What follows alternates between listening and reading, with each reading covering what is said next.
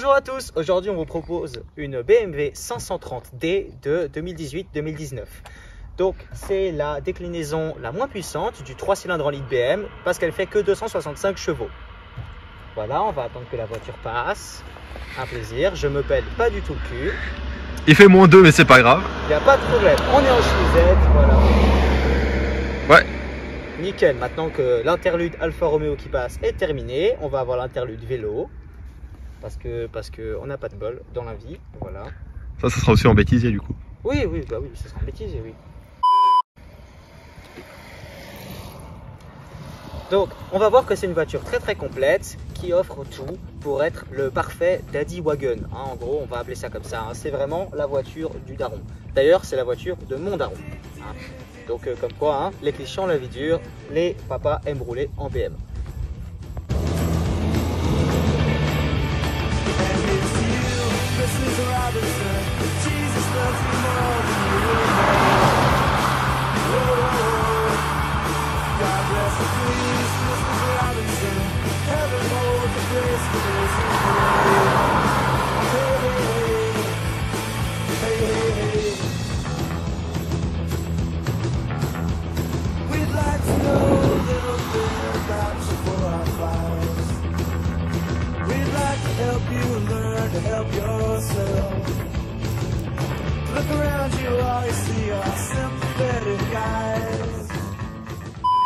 Bon alors, tes impressions? Franchement, c'est... Ah ouf, putain, ouais, là, c'est la ceinture. Ouais, mais c'est plein de trucs, en fait, bah, c'est la voiture la plus moderne que j'ai conduite. La ceinture qui se resserre quand tu démarres en mode t'es en sécurité et tout, c'est assez sympa. Je pense que ça va être un peu chiant au bout de la 20e fois, mais quand c'est au départ comme ça met à l'aise.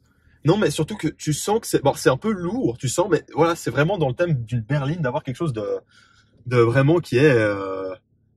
je dirais, ouais, vraiment... souple quoi, franchement. Ouais.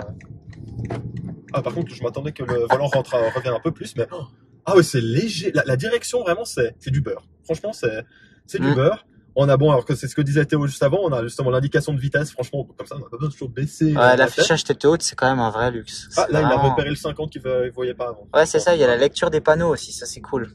Ah, c'est que la voiture elle voit le panneau, il y a un logiciel de reconnaissance des panneaux et ça vous indique par exemple la limitation de vitesse ou quand un rond-point arrive ou un cédé de passage ou un stop.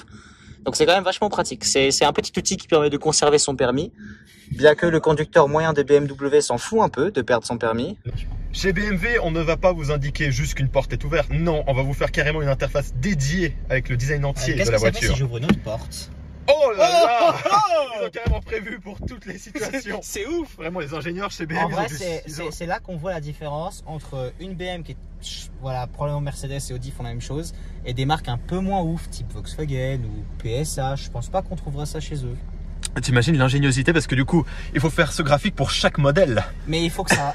Mais en fait, c'est ça aussi l'avantage du compteur digital. Il y a des désavantages du genre ça va bugger. Dans 20 ans, il y aura probablement plus d'aiguilles. Mais en attendant, c'est quand même vachement cool. C'est un super gadget pour frimer auprès de vos potes. C'est un peu ça que c'est en fait. C'est les jouets pour enfants, mais version homme de 50 ans quoi. Exactement. Je pense que ça fait sens. On fera. Par contre, ça serait marrant de mettre un petit extrait de la vidéo des compteurs qui décalent. Après, je t'avoue que j'ai pas 50 ans, mais moi, ça m'éclate. C'est-à-dire que faire la pointe AdBlue. Donc oh oui. Oh putain, c'est tactile. Ouais, justement. Bon, quelle question chez BMW. Mais en fait, tu le contrôles avec la molette qu'elle a en fait. Ah tu vois, ouais. Il se contrôle avec une molette. Ah, comme ça, t'as pas besoin le système iDrive de BM, c'est enfin, je pense, selon moi, c'est le meilleur du marché. Parce que, en fait, tu as cette molette, c'est vachement intuitif, ça a été très bien designé. Et puis, ça fait quand même plusieurs années que BMW adapte et améliore le concept. Et je pense qu'ils sont vraiment arrivés à faire un produit très pertinent et vraiment bien fichu. Donc, par rapport au système qu'on peut trouver chez Volkswagen ou chez Audi, bon, qui a un générique intégré, ouais. Ben, franchement, c'est vraiment mieux fait. C'est beaucoup plus facile de comprendre où sont les réglages, comment on fait que chez d'autres. Et c'est plus intuitif. Oh, la voiture que je conduis 7 ans. Oh, fantastique. C'est terrible. Elle est vraiment belle, dis-moi. Oh putain.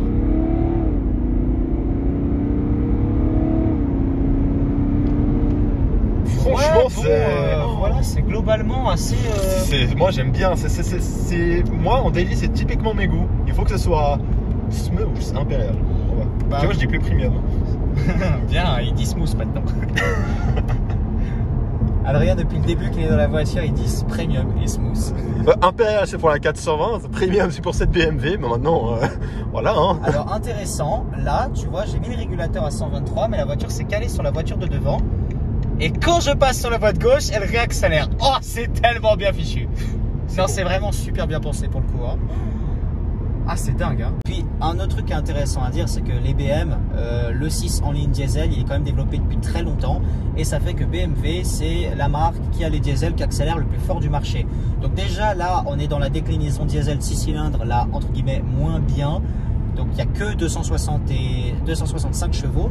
Mais le même moteur, sous cette même série 5, il a été poussé à 400 chevaux et je crois 770 Nm de couple.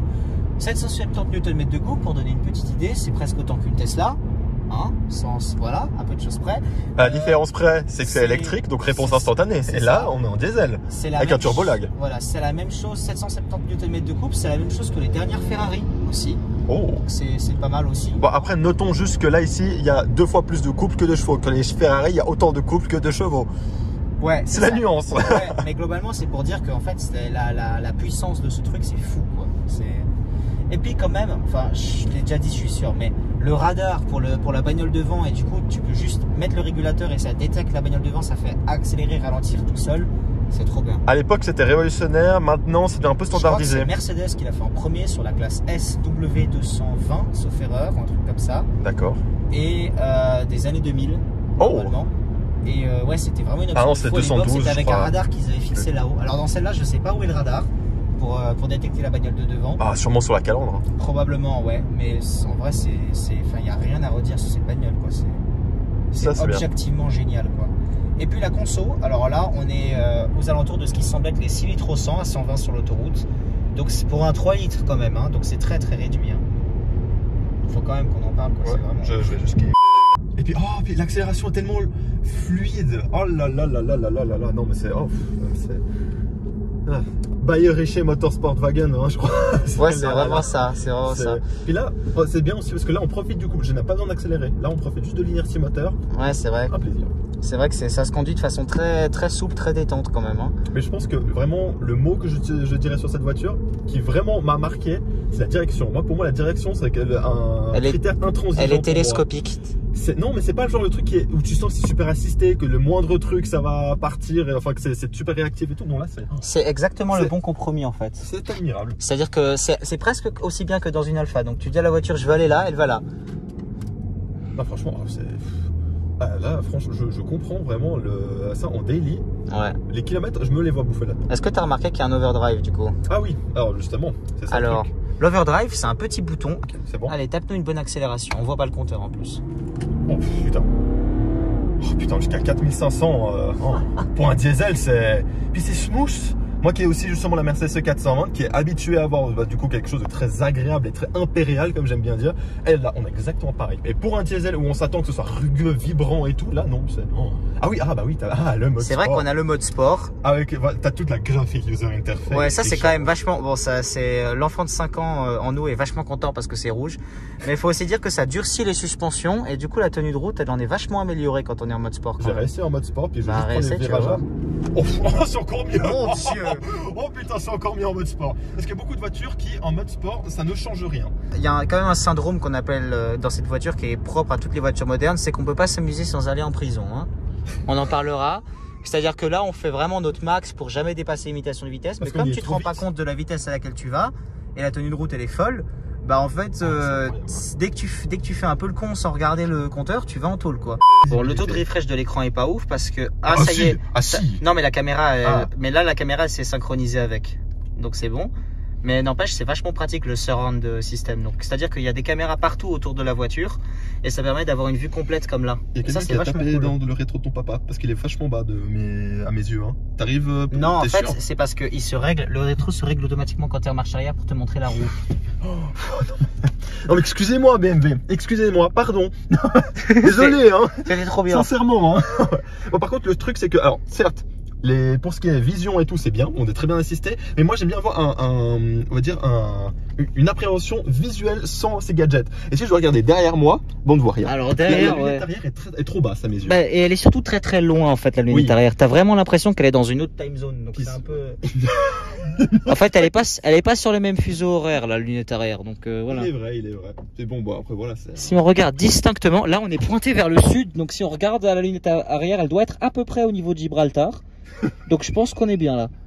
Il faut le Gibraltar. Si jamais pour le unlock, t'as pas besoin d'appuyer sur unlock. Hein. Oh regarde, ça c'est les trucs typiques, les bruits BMW. Mesdames et messieurs, on invoque les bruits BMW. Ils ont changé, avant c'était le drouing. Maintenant c'est un.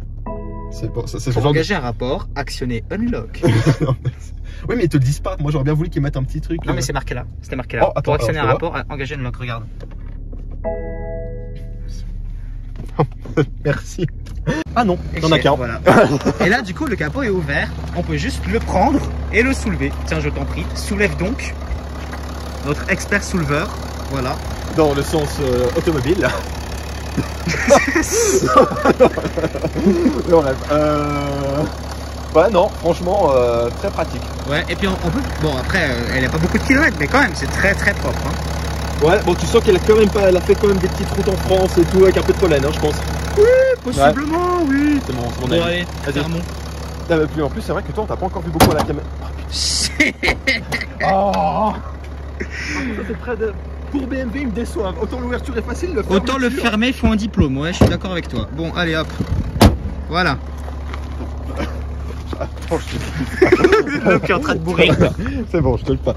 Ouais, c'est ce genre de voiture, je me dis, c'est génial. Mais c'est-à-dire qu'à chaque information qui est donnée, c'est-à-dire qu'il y a un capteur pour le relever. Et plus il y a de capteurs, plus c'est susceptible d'avoir d'emmerde. Alors ouais, c'est clair que ça, dans 20 ans, qu'est-ce que ça va être foiré comme véhicule? Ah, à voir. Parce que les autres, elles ont 20 ans, c'est pas trop foiré. Ah non, mais alors ça, plus, en fait, c'est simple. Une machine, plus c'est complexe, plus il y a de trucs qui crament. Et je vais vous expliquer pourquoi. S'il y a 5% des trucs d'une voiture qui vont péter. Si vous avez 100 trucs, il y a 5 trucs qui vont péter. Si on a 1000, bon bah il y en a du coup 10 fois plus. Donc 50 trucs qui vont péter. Et puis s'il y en a 10 000, bon bah il y en a 500. Du coup, en fait, plus les voitures sont complexes, plus c'est compliqué de faire une voiture fiable. Mais c'est quoi cette dinguerie? Alors, j'ai pas trop compris pourquoi ça faisait ça. Non mais il y a carrément l'intelligence artificielle qui simule comment se... Non mais c'est... Non, n'empêche, c'est ouf. Non mais c'est... Pardon, excusez-moi. À quel point c'est génial. Alors, attends, oh, mais je peux... Oh là là, oh. Oh sérieux? Non mais excusez-moi. Mais tu contrôles ça avec ça? Mais oui. En fait, je cherchais le réglage. Mais qu'est-ce que c'est que ça? Non mais attends, même du dessus, non mais attends. Non mais attends, on peut voir la rue et tout. Bah ouais. Ah non, c'est pour ça que je te dis, c'est simulé par intelligence artificielle. Par contre, un petit coup d'essuie-glace. Voilà. Non mais même ça c'est primé, non mais excuse-moi. C'est incroyable. Non mais... Alors attends, on va juste faire un truc, si je la mets en drive. Ouais. Voilà, regarde le rétro. Ah oui, c'est Et attends, si je la mets en marche arrière. Oh là là là. Voilà, t'as vu ce truc de ouf? Non mais ça par contre je suis... ça c'est dingue. C'est impressionnant, là je peux me voir... Non mais... Attends, j'ai envie juste de voir derrière comme ça. Attends, mais tu vois carrément les autres voitures. Oh non, ça se désactive au-delà d'une certaine vitesse. Ah ok, je pensais ça. On se croirait carrément dans un jeu vidéo en fait, c'est ouf. Ça marche bien. Il fallait pas la déverrouiller peut-être? Ah, voilà. Là la voiture est fermée. Là la voiture est ouverte. Et normalement... Eh ben non. Voilà. Ah mais t'as pas le truc, attends, si tu le refermes, et tu on va tenter. bouton pour refermer le coffre. Ça c'est vraiment les trucs pour flemmards. Hein. Alors oui, mais c'est garanti d'impressionner vos collègues au boulot. Attends, j'ai essayé parce que je sais qu'il y a un truc. Non, il n'y a pas. Il n'y a pas, ah non, je me suis dit. Viens, on va rentrer, je me les pèle. Vas-y, attends. On a donc vu que cette voiture était très performante, que l'agrément de conduite était excellent et qu'il y avait des tonnes, mais alors des tonnes de place. Mais il y a un problème. Et ce problème, c'est que lorsqu'elle est neuve, elle vaut 105 000 francs suisses. Alors, peut-être qu'il y a une leçon à tirer de cela. Cette voiture, c'est une bonne affaire. Juste pas pour le premier propriétaire. C'est une voiture que, pour l'essai, j'ai vraiment apprécié. C'est vraiment clairement de mon type. C'est, comme disait Théo, la Taddy Wagon. C'est un compromis parfait entre le confort et la puissance. Et vraiment, cette voiture, elle m'a séduit.